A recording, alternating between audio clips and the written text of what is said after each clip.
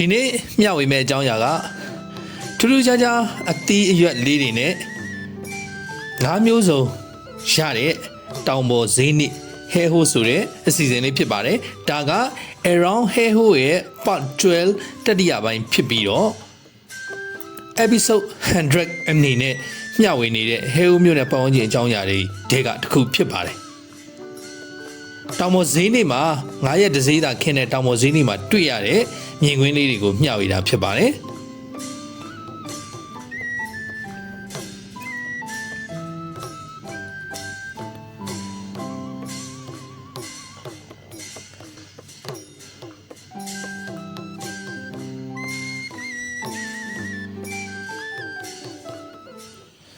ဒါကကြတော့ကျွန်တော်တို့ဟိုပါပေါ့မိုးမကြခင်ကမြင်ကွင်းပြကျွန်တော်တို့ပြောနေကြကျွန်တော်တို့မျှဝေနေကြထုံးစံအတိုင်းပါပဲကျွန်တော်တို့ရောက်တဲ့အချိန်တိုင်းကိုစုစည်းထားပြီးတော့ပြီးမှပြန်လဲပေါင်းဆက်မျှဝေတာဖြစ်ပါတယ်ဒါကအဲ့ဒီမိုးမကြခင်ကာလဟိုးမှာကအလှမန်းတက်ပြအဲ့ဒီအချိန်အားလေ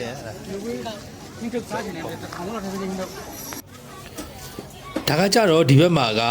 ဈေးနေတိုင်းရောင်းလေးရှိတယ်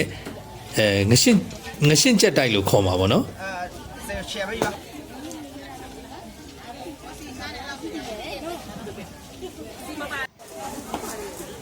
ဒီမှာဟိုမှာအဆိုပါတွေလည်းရှိတယ်အဆိုတွေလည်းရှိတယ်ငရှင်းသူကငရှင်းကတော့အချိန်တိုင်းလိုရတာတွေ့တယ်ဗျ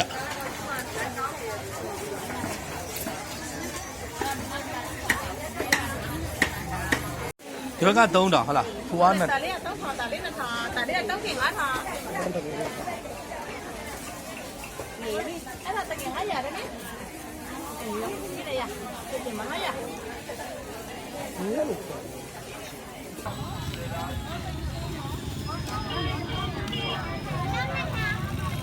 ့တော့ဘယ်ရလာလဲဒီလိုဆိုင်ကောင်ဘာကတော့ယူဟုတ်ငါပြောင်းလေးတစ်လုံးလောက်ခွဲပေးပါလားလိမလာစိတ်မလာတဲ့လူလုံးရောင်းတာလည်းအခုဒီမှာကလေအဲ့ဒီပြားနက်နဲ့ဆိုတော့တားနာမည်ကြီးရဲ့ဗျစိုက်ခေါင်ဘက်ကနေလာတာပြားနက်နဲ့အစ်စ်ကတကယ်နက်နက်သီးတိုင်းကအချင်းတက်အနှဲငယ်လေးပါတယ်လေခုနလိုဟိုတမယာသီးတို့စားတို့နဲ့ပို့ရတယ်ဒီကောင်ကဘာမှလှုပ်เสียမလို့ပဲနဲ့ကိုလုံးဝအချင်းမပါတာပြားနက်နဲ့အစ်စ်စိုက်ခေါင်ဆိုလို့ရှိရင်ဒါတစ်လုံးကို8000ဒီလုံးကဒီမြင်ကွင်းလေးကဒါကျွန်တော်တို့ပြီးခဲ့တဲ့ရက်ပိုင်းလေးကမှရိုက်ကူးထားတဲ့မြင်ကွင်းဖြစ်ပါတယ်အခုနငရှင်းနေပါပြီစသဖြင့်အဲ့ဒါတွေကတော့ပြီးခဲ့တဲ့နှစ်ပိုင်းတွေကပါဆိုတော့ဈေးနှုန်းတွေကဟိုအခုလက်ငင်းဈေးတွေနဲ့မတူမှာဆိုလို့ပါဒါကတော့မကြခင်ရက်ပိုင်းကမှရိုက်ထားတဲ့မြင်ကွင်းပြအမကြီးသူကလေအတီးကကြီးလိုက်လို့ရှိရင်အမှဲ့လွန်နေတဲ့အတီးလိုမျိုးဖြစ်တယ်ပြားတဲ့နက်ကတိတာတယ်အဲ့လိုစိတ်လိုက်တာနဲ့ဟိုအခွန်နှွာလိုက်တာနဲ့လေโอเคကျွန်တော်တို့ဒါကတော့ကြော်ညာလေးပါကျွန်တော်တို့ရဲ့ကိုဘွား channel တစ်ခုဖြစ်တဲ့ The Old T-Shop မှာမျှဝေနေတဲ့အစီအစဉ်ဖြစ်ပါတယ်ရှမ်းပြည်တောင်ပိုင်းမိုးနယ်မြို့ကဒေဝီစနဘာကူရဲ့အကြောင်းကိုမျှဝေနေတယ်ပြင်စမမြောက်အပိုင်းမှာအဲ့ link လေးကိုကျွန်တော်တို့ description မှာထည့်ပြီးဖော်ပြပေးထားပါတယ်ဗျစိတ်ဝင်စားလို့ရှိရင်တွားရောက်ကြည့်ရှုလို့ရပါတယ်ဘုဒ္ဓတက်လည်းရအောင်ပြင်းလဲဖြည်အောင် AI ဖန်တီးမှုတွေနဲ့ပေါင်းဆက်မျှဝေနေတဲ့အစီအစဉ်ဖြစ်ပါတယ်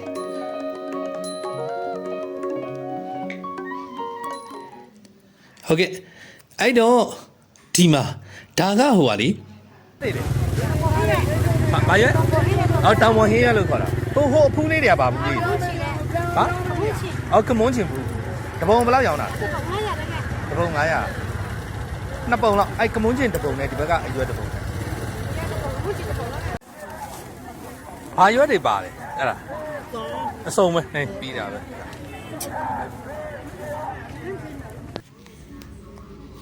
ဒါကတော့ကျွန်တော်တို့တိတ်မကြသေးခင်လေးကမှရိုက်ထားတဲ့မြင်ကွင်းဖြစ်ပါတယ်သူ့မှာပါတဲ့အရွက်တွေဒါတွေက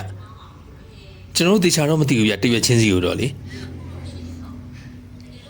တောင်ပေါ်မှာသူတို့ဒီတိုင်းခူးလာတာလားဘယ်လိုမျိုးတွေလဲမသိဘူးအဲ့လိုမျိုးဘာလဲအော်တဲ့ဟာတရကင်းရွက်တဲ့ကွင်းလေးတွေမှာအဲ့ဒါကဘာတို့စားတာတို့စားတာတော့အပြုတ်လို့မရဘူးသူကအစိမ့်စားဒီတိုင်းချင်းစုံစုံလေးနဲ့အဲ့လိုပေါ့အတူမျိုးလေးတွေမှာဈေးစီကဘယ်လိုရောင်းလဲဒါတော့တစီ900ရဒါကတဲ့ရှင်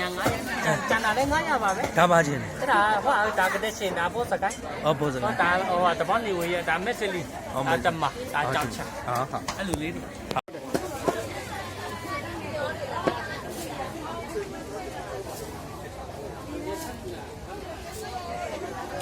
သွေးခဲရပါသွေးခဲ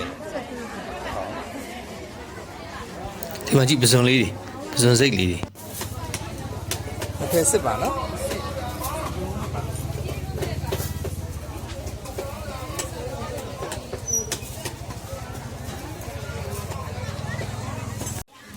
အဲ့ဒါအဲ့ရချစ်ပေးပါလား ဟုတ်ဒီရရှိပြီနော် ဟုတ် ဟိုကကျတော့အတူရန်ကုန်တော့ ဟုတ်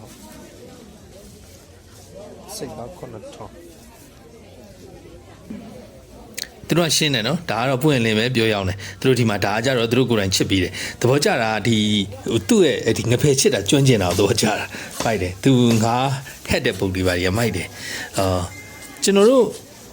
ဒီမြင်ကွင်းကိုကြည့်လိုက်လို့ရှိရင်ပြီးရင်ရှေ့လာမယ့်မြင်ကွင်းတွေမှာလည်းတွေ့ရပါမယ်တောင်ပေါ်ဒေသမှာငါရှားလားငါပေါ်လားငါရှိလားမရှိလားဆိုတာကဒီမြင်ကွင်းတွေကိုကြည့်ရင်တွေ့ရပါလိမ့်မယ်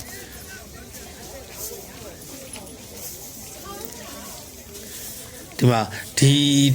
ကျွန်တော်တို့အဲ့ဒီကိုရောက်လို့ရှိရင်ရမချင်ကကျွန်တော်တို့မိတ်ဆွေတွေနဲ့အတူတူမိတ်ဆွေတွေစီမှာအနာဖြစ်တဲ့နှီးမျိုးဆိုလို့ရှိရင်ကျွန်တော်ဈေးတွေပါသွားဖြစ်ပါတယ်အဲ့လိုဈေးနေတွေနဲ့တိုက်ဆိုင်တဲ့အချိန်ဆိုလို့ရှိရင်ကျွန်တော်လိုက်သွားပြီးတော့အခုလိုမျိုးဒီလိုမျိုး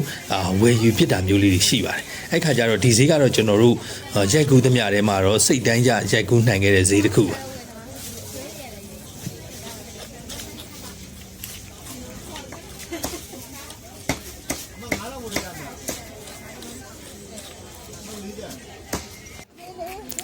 အဲ့ရေကုန်လေးတွေကလေမုံနဲ့ကြော်စားရင်မိုက်တယ်လေကျွတ်ကျွတ်လေးစောက်ကောင်းတယ်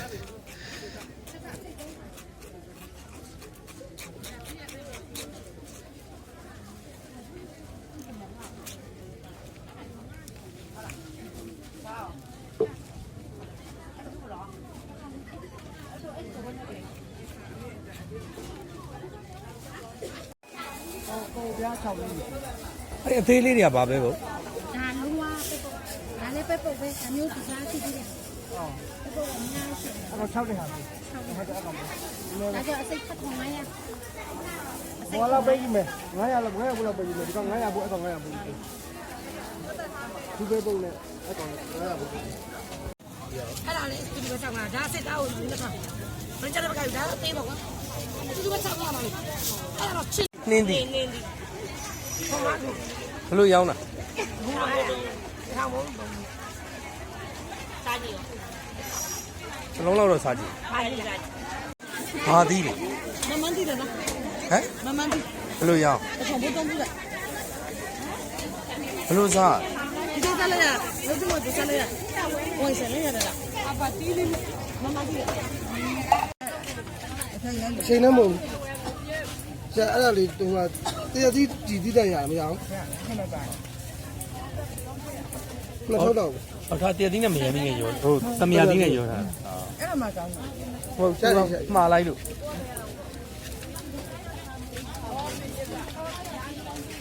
ရောထဲတာလားဟာ ဟုတ်တယ်လေဒီမှာ ဟာဟာ အရောဒီမှာတမယာသီးဓာတ် ဟာ ပြည့်သီး ဟာဟာ ဒီမှာဒါကြံရောင်းတဲ့ပုံစံကြံသူကဒီလိုမျိုးရောင်းတာပြီးတော့လို့ရှိရင်ဒါကပိန်ယူလဲဒီဘက်မှာတွက်နေသူစားတဲ့သူတွေရှိတယ်ဟိုအတလုတ်ဥဒါကစပားဥလို့ခေါ်တာထင်တယ်ကျွန်တော်တို့အဲ့ဒါမေ့နေလို့အရင်တော့ကျွန်တော်မျှရဘူးတဲ့အဲ့ဒါကိုသူကဟိုပါလို့တော့ Mandarin wine rice ဆိုပြီးတော့ Mandarin စပားရိုင်းလို့ခေါ်တယ်ဟိုတူအခေါ်လေးသိရင်ပြောပြပါဦးဗျ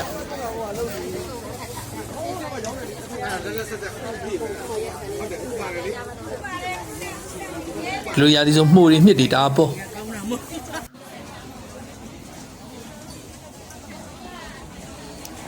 မြုပ်သီးစိမ့်နေဆိုလို့ဒီလိုမျိုးဒီကောင်တွေကတော့အဆက်နေနေနေတယ်ဒီမြုပ်သီးစိမ့်ကသူ့မှာသူတအားဆက်တဲ့မြုပ်သီးတွေလည်းရှိတယ်ဂျူးမြစ်ဂျူးဘူးဒါမြစ်စတာဒီရာဒီကတာပေါ့ ပြင်းနေနေတော့ဘလို့ရောင်းလိုက်ရ ဒါကိုစားတယ် ရတယ်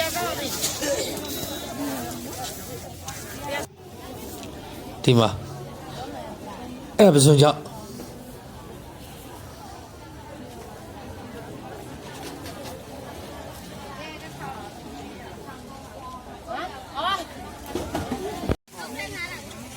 ပိတ်တယ်လုံးရလို့ချင်းလို့ အကြီးက3000ဟုတ်လားဒီအကြီးက3000 တုံးထမရဘူးလား ဟုတ်ဒီက1500ဟိုက3000အဲ့လို လဘလူက ဒါအစင်ပဲ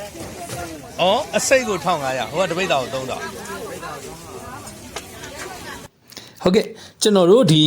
ဈေးနေဆိုတော့ကဒီဘက်ဒေတာတွေမှာကဒါအတော်များများသိကြပါတယ်9ရက်တစ်ဈေးခင်းတယ်9ရက်တစ်ဈေး9ရက်တစ်ဈေးတိုင်းဈေးနေမဟုတ်လို့ရှိရင်အချို့မြို့ငယ်လေးတွေဆိုလို့ရှိရင်သူကတီးနဲ့စုံစုံလင်းလင်းမရဘူးအဲ့ဈေးနေကြမှာပဲစုံစုံလင်းလင်းရတာအဲ့လိုနေမျိုးကြလို့ရှိရင်ဒေတာအစားအတီးအနှံစသဖြင့်အဲ့လိုမျိုးစုံစုံလင်းတော့ရဝယ်ကြလေးရှိတယ်လာပြီးတော့လေကြပတ်ကြလေးရှိတယ်ပြီးတော့ဒီဘက်မှာကလေရှမ်းတောင်ကတာငါမရှောက်ငါမရှာဘူးအကုန်လုံးအဆုံရှိတယ်ငါဟိုခုတ်သားအစာရှိတယ်ငါးကြီးသားတွေလေ ဘာလေးရတရွဲဘလောက်1500ရှမ်းတောင်ပိုင်းကအင်းလေးရှိတယ်ဗျာအင်းလေးရှိတယ်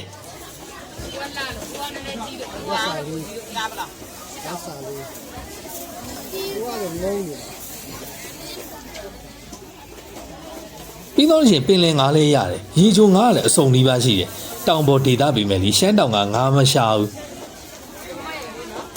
ဘယ်လိုခေါ်တာလဲဒီငါးနာမည်ကဘယ်လိုခေါ်တာ အဲ့ဒါငဘဲပြူရှင် ဟောမိကကြီး 900ပုဂ္ဂိုလ်ရထားပါမိရဲ့တထား အခုဒီမှာဒီမြင်ကွင်းကိုကြည့်လိုက်ရင်ကိုဒါသိတာပြီရှမ်းတောင်ကငါးရှာလားမရှာလားဆိုတာ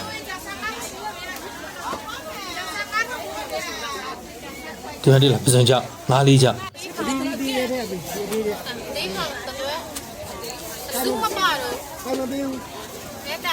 ဒီမှာဝင်တည်တာတော့တော်တော်လေးရှာဝယ်ရတယ်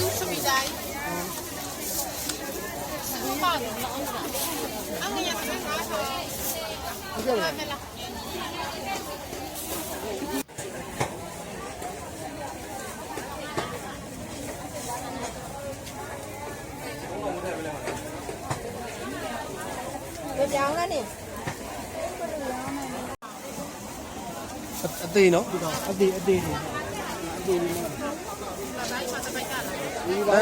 အစိတ်သားလောက်ပဲ အန်ဒီယို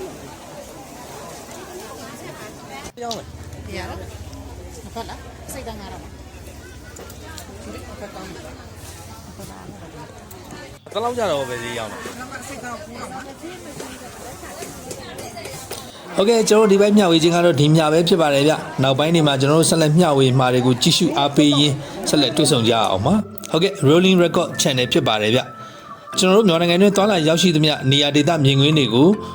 ပြန်လည်မျှဝေပေးနေတဲ့အစီအစဉ်ဖြစ်ပါတယ်အခုဒီ episode 100ကတော့ Hale Music နဲ့ပတ်သက်တဲ့အကြောင်းအရာတွေကိုမျှဝေပေးနေတဲ့အစီအစဉ်ဖြစ်ပါတယ်မျှဝေမှုကိုကြည့်ရှုပေးတာအားလုံးကိုကျေးဇူးတင်ပါတယ်ဗျ